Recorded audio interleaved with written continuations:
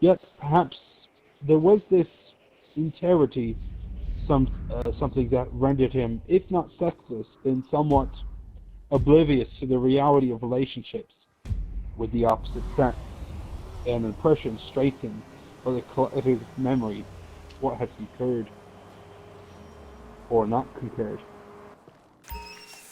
with the girls from accounts. So it was that Mr. Burgess found himself consigned to the dusty ranks of the council's bachelors and spinsters, to the army of the closeted, the odd, and the sad, though he was none of these things. Well, perhaps just a little of the latter.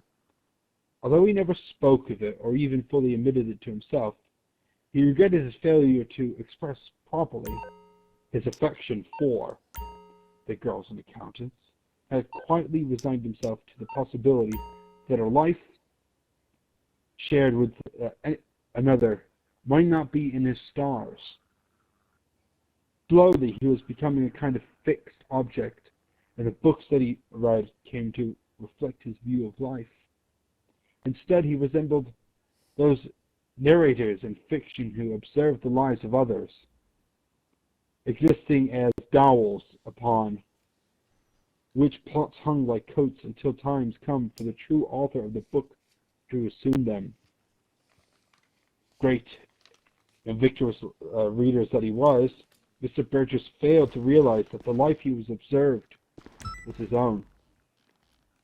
In the autumn of 1968, on Mr. Burgess' 36th birthday, the council that announced it was moving offices. Its various departments had until then been scattered like outposts throughout the city, but it now made more sense to gather them all into one purpose-built environment and sell the outlying buildings. Mr. Burgess was saddened by this development. The housing department occupied the set of ramshackle offices in a red brick edifice that had once been a private school, and there had been a pleasing oddness to the manner in which it had been imperfectly adapted to its current role.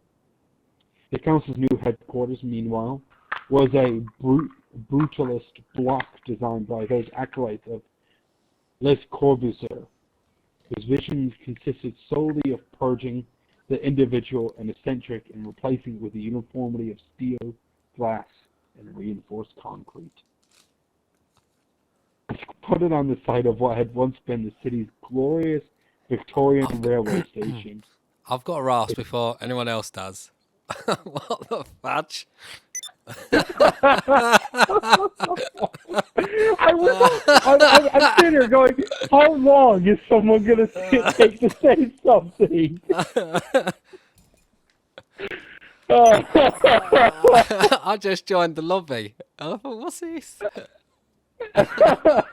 Oh, well, dear, my friend, you have found yourself in the middle of a short story, my friend. Oh, it's getting quite interesting. I don't know what it was about, but... Oh, well, my sir, let me go back to the beginning for you. Yeah, please do. Okay, my friend.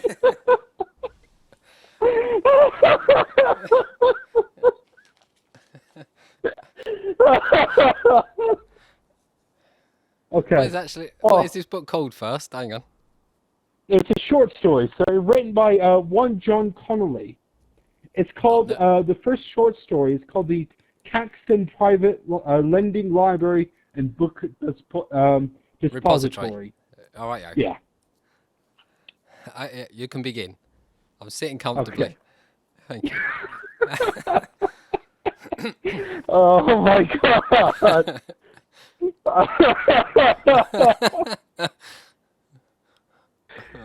Oh, I'm crying. Sorry, I gotta just text my friend about this. Come on.